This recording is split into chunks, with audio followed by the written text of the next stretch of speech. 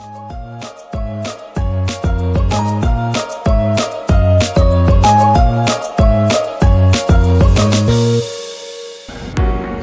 warahmatullahi wabarakatuh. Salam sejahtera bagi kita semua. First of all, izinkan kami memperkenalkan diri masing-masing. Nama saya Faisal Mutakin dengan NIM 2202000033. Sufi Haliani dengan NIM 22020037 dan Gabria dengan NIM 2202000194. Mari kita bahas mengenai Pengadilan Militer Internasional ad hoc pertama yang dibentuk untuk mengadili para pemimpin Nazi Jerman. Pengadilan ini bernama International Military Tribunal Nuremberg yang beroperasi sejak tahun 1945 hingga tahun 1945. Pengadilan ini mengadili kejahatan perang, kejahatan terhadap kemanusiaan, dan kejahatan terhadap perdamaian setelah Perang Dunia Kedua. Pengadilan ini dibentuk setelah kekalahan Nazi Jerman pada tahun 1945 dan diselenggarakan di kota Nuremberg yang merupakan bekas pusat propaganda Nazi. Nah, jadi ada dua dasar dari pembentukan pengadilan ini. Yang pertama di London Agreement 1945 yang menjadi dasar pembentukan pengadilan oleh negara sekutu. Lalu diikuti dengan Council Law No. 10 yang menjadi dasar pembentukan pengadilan di zona pendudukan. Akibat dari kegedaman Nazi ini, kita dapat melihat bahwasannya terdapat sekitar 6 juta nyawa warga Yahudi dibunuh secara sistematis, lalu diikuti dengan jutaan warga sipil dari berbagai negara Eropa juga menjadi korban, serta adanya upaya pembantaian, penyiksaan, dan eksperimen medis yang tidak manusiawi. Atas kekejaman Nazi ini, Pengadilan Nuremberg telah menetapkan 24 orang dari Nazi sebagai pelaku, diikuti dengan 3 pemimpin kekejaman Nazi, yakni dengan nama Hermann Göring, Rudolf Hess, dan Martin Bormann selaku sekretaris pribadi Hitler yang diadili secara in absentia atau tidak ada kehadirannya sama sekali. Para terdakwa dihadapkan pada dakwaan serius yang mencakup 1. Genosida sistematis melalui Holocaust. Yang kedua, kejahatan terhadap kemanusiaan. Yang ketiga, konspirasi untuk melakukan agresi. Dan yang keempat adalah kejahatan perang di berbagai wilayah pendudukan. Pengadilan ini didasarkan pada Piagam London 1945 yang secara spesifik menetapkan tentang yaitu pasal 6A kejahatan terhadap perdamaian, pasal 6B kejahatan perang, pasal 6C kejahatan terhadap kemanusiaan. Setelah proses persidangan yang berlangsung hampir setahun, pengadilan menjatuhkan putusan sebagai berikut, yaitu 12 terdakwa dijatuhi hukuman mati termasuk Göring yang bunuh diri sebelum dieksekusi, 3 terdakwa dijatuhi hukuman penjara seumur hidup, 4 terdakwa dijatuhi hukuman penjara 10 hingga 20 tahun, 3 terdakwa dibebaskan dari dakwaan. Berdasarkan hasil diskusi kami, secara umum putusan Pengadilan Nuremberg dapat dikatakan tepat karena 1. Didasarkan pada dokumentasi dan bukti yang sangat kuat, termasuk dokumen internal Nazi dan kesaksian para saksi. Yang kedua, kejahatan yang dilakukan terbukti dilaksanakan secara sistematis dan terorganisir melalui mesin birokrasi negara. 3. Pengadilan ini memberikan presiden penting dalam perkembangan hukum humanitar internasional. Yang keempat, menjadi fondasi penting bagi konsep pertanggungjawaban pidana individual atau individual criminal responsibility. Meski demikian, terdapat beberapa kritik terhadap pengadilan ini. Yang pertama adalah pengadilan ini hanya diselenggarakan oleh pihak sekutu yang menang perang. Yang kedua adalah adanya keraguan tentang aspek keadilan dalam proses peradilan, yaitu fairness trial. Yang ketiga adalah penerapan hukum yang berlaku surut atau ex post facto law. Terlepas dari kritik yang ada, Pengadilan Nuremberg tetap menjadi tonggak penting dalam penegakan keadilan internasional dan meletakkan dasar bagi pengembangan hukum humanitar modern, termasuk pembentukan Pengadilan Kriminal Internasional. Setelah membahas mengenai International Military Tribunal Nuremberg, kita akan masuki pada pembahasan mengenai penyelesaian sengketa internasional yang diselesaikan di Mahkamah Arbitrase Internasional antara pihak India dengan pihak Pakistan. Perselisihan sumber daya air antara India dan Pakistan berakar dari proses kemerdekaan kedua negara dari Inggris pada tahun 1947. Pada masa tersebut, Sungai Indus beserta anak-anak sungainya merupakan sumber air utama yang vital bagi kedua negara. Namun pasca kemerdekaan, ketidakjelasan batas wilayah antara kedua negara memicu konflik tentang hak penggunaan air dari sistem Sungai Indus. Situasi ini semakin kompleks mengingat sungai-sungai tersebut memiliki nilai strategis bagi kelangsungan pertanian dan kehidupan jutaan penduduk kedua negara. Setelah periode pendudukan yang cukup panjang selama tahun 1950-an, India dan Pakistan akhirnya mencapai kesepakatan melalui Perjanjian Air Indus yang ditandatangani pada 19 September 1960. Perjanjian bersejarah ini disponsori oleh Bank Dunia dan ditandatangani langsung oleh Perdana Menteri India Jawaharlal Nehru dan Presiden Pakistan Ayub Khan.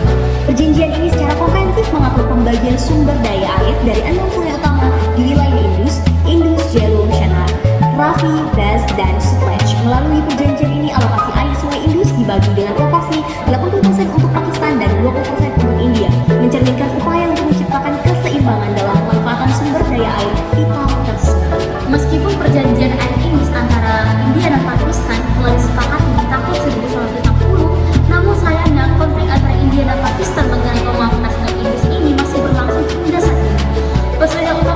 berpusat di pembangunan bendungan oleh India, di mana bagi Pakistan ini telah melanggar perjanjian mereka dan berpotensi mengurangi aliran air ke wilayahnya, sementara India berargumen bahwasanya infrastruktur tersebut merupakan kebutuhan vital untuk irigasi dan pembangkit listrik. Interpretasi penggelakaran air ini juga menjadi sumber ketegangan dengan Pakistan menuduh India mengambil air lebih banyak dari porsi 20% diizinkan, sedangkan India menegaskan telah menarik ketiga perjanjian. Persisnya berkelanjutan ini berdampak signifikan pada hubungan bilateral antara kedua negara ini dan dapat menghambat kerjasama mereka di berbagai bidang lainnya. Berbagai upaya telah dilakukan untuk menyelesaikan perselisihan ini. Pada tahun 2011, kedua negara menandatangani perjanjian baru terkait penggunaan air Sungai Indus. Namun implementasinya tidak berhasil menyelesaikan konflik yang ada. Sementara itu, pada tahun 2013, kasus Kishanganga yang melibatkan perselisihan Sungai Indus mendapatkan putusan dari Mahkamah Arbitrase Internasional yang menjadi salah satu tonggak penting dalam proses penyelesaian hukum internasional. Lalu di tahun 2016, Pakistan kembali mengajukan kasus ini ke Pengadilan Arbitrase Internasional untuk menyelesaikan sengketa pembangunan bendungan yang dilakukan oleh India. Adapun setelahnya, Mahkamah Arbitrase Internasional mengeluarkan putusan penting terkait kasus Kishanganga dengan suara bulat yang menetapkan bahwasannya India diperbolehkan ataupun diizinkan untuk melanjutkan pembangunan pembangkitan listrik tenaga air atau PLTA Kishanganga ini. Namun, pembangunan ini tetap harus mempertimbangkan kembali aliran sungainya ke Pakistan nantinya, di mana India juga diwajibkan untuk melakukan suatu modifikasi di desain PLTA ini untuk memastikan bahwasannya aliran sungai itu tidak akan berubah secara signifikan nantinya di masa depan yang mendatang nanti. Putusan ini sejalan dengan ketentuan yang tercantum dalam Indus Forest Treaty, di mana satu, India dapat menggunakan air dari sungai-sungai barat untuk kebutuhan domestik dan non-konsumtif. Yang kedua adalah kebutuhan non-konsumtif tersebut meliputi penyimpanan air irigasi dan pembangkit listrik. Yang ketiga adalah perjanjian ini secara proporsional mengalokasikan 20% air dari sistem sungai Indus untuk India dan 80% sisanya untuk Pakistan. 4. Dalam konteks pengendalian banjir, kedua negara harus menghindari tindakan yang dapat menyebabkan kerusakan material pada negara lainnya. Putusan Mahkamah Arbitrase Nasional dalam kasus Kishanganga ini menerapkan beberapa prinsip hukum internasional yang penting, khususnya dalam konteks pengelolaan sumber daya air lintas batas, yaitu 1. Prinsip pemanfaatan wajar dan berkeadilan atau Equitable and Reasonable Utilization. Putusan ini menegaskan bahwa setiap negara berhak memanfaatkan sumber daya air yang melintasi wilayah. Namun pemanfaatan tersebut haruslah wajar dan mempertimbangkan keadilan bagi negara-negara lain yang juga berbagi sumber daya yang sama. Ini tercermin dalam keputusan yang membolehkan India membangun PLTA, tetapi dengan batasan tertentu. Yang kedua, prinsip pencegahan kerugian signifikan atau Prevention of Significant Harm. Mahkamah menekankan kewajiban India untuk tidak menyebabkan kerugian signifikan bagi Pakistan dalam pemanfaatan air sungai. Hal ini diimplementasikan melalui persyaratan modifikasi desain PLTA agar tidak mengubah aliran air secara substansial. Yang ketiga, prinsip Pacta Sunt Servanda. Prinsip mendasar bahwa perjanjian dalam hal ini Indus Waters Treaty 1960 harus ditaati oleh para pihak yang menandatangani. Mahkamah menafsirkan ketentuan perjanjian dengan mempertimbangkan maksud asli dan tujuan perjanjian tersebut. Yang keempat, prinsip pembangunan berkelanjutan atau Sustainable Development. Putusan mengakui pentingnya antara pembangunan ekonomi yang dalam hal ini kepentingan India dalam pembangunan PLTA dan perlindungan lingkungan serta hak akses terhadap sumber daya air yang mana dalam hal ini yaitu kepentingan Pakistan. Yang kelima adalah prinsip kooperasi atau duty to cooperate.